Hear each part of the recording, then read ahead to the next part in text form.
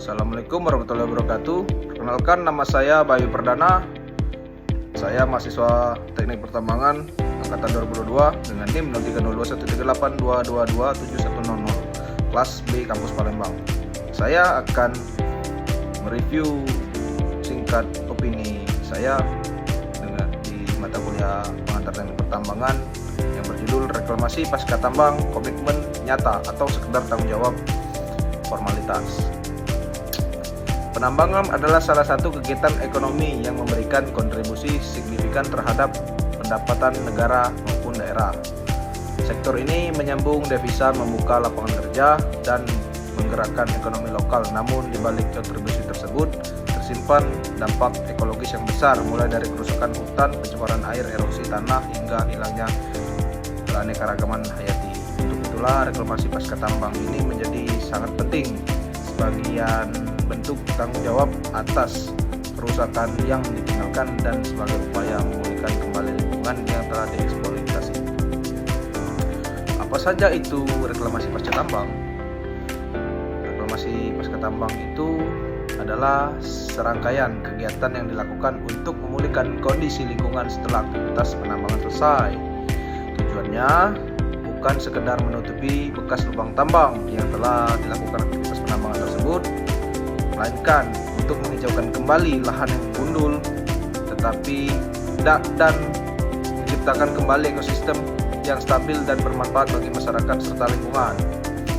Kegiatan reklamasi mencakup penataan lahan, stabilitas lereng, penanaman vegetasi, dan kadang juga menciptakan fungsi baru bagi lahan seperti taman, lahan pertanian, atau pemukiman. Di Indonesia sendiri, ketentuan reklamasi sudah diatur dalam berbagai regulasi seperti UU Nomor 3 Tahun 2020 tentang pertambangan, mineral dan batubara, serta Peraturan Menteri ESDM Nomor 26 Tahun 2018 tentang pelaksanaan kaidah teknik pertambangan yang baik. Namun pertanyaannya, apakah reklamasi yang dilakukan perusahaan tambang selama ini benar-benar dijalankan dengan kesadaran dan tanggung jawab, atau sekedar formalitas untuk memenuhi syarat perizinan? Fakta di lapangan ini banyak yang gagal, banyak sekali yang gagal, banyak yang lalai. Nyatanya di lapangan tidak seindah regulasi yang tertera di atas. Kita dapat lihat berbagai kasus di lubang tambang yang tidak direklamasi telah menjadi ancaman nyata bagi masyarakat, seperti contoh di Kalimantan Timur. Misalnya, ini sudah lebih banyak 40 anak yang meninggal karena tenggelam di bekas lubang tambang yang dibiarkan menganga atau terbuka seperti itu saja. Ini bukan hanya masalah teknis, tetapi tragedi kemanusiaan yang mencerminkan kelalaian sehingga anak-anak tersebut bisa mati.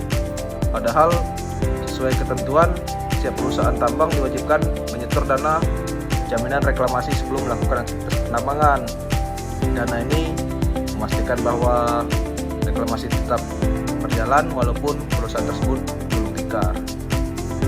Ini sangat membahayakan sekali bagi saya dan bagi masyarakat sekitar tentunya kan, yang lebih mengkhawatirkan ini tidak sedikit perusahaan yang hanya melakukan reklamasi secara kosmetik, sekedar menanam pohon tanpa memperhatikan keberlanjutan ekosistem sekitarnya. Berikutnya, reklamasi sebagai kewajiban moral etika di lingkungan, dan masyarakat dan pemerintah harus tetap terlibat aktif. Praktik baik reklamasi ada, tapi masih minim. Seperti contoh di PT Bukit Asam misalnya, mengubah bekas tambangnya di Tanjung Enim menjadi taman rekreasi dan kawasan pertanian terpadu. Dan sebagai contoh, PT Antam juga memiliki program reklamasi di lahan bekas tambang nikel dengan pendekatan agroforestry.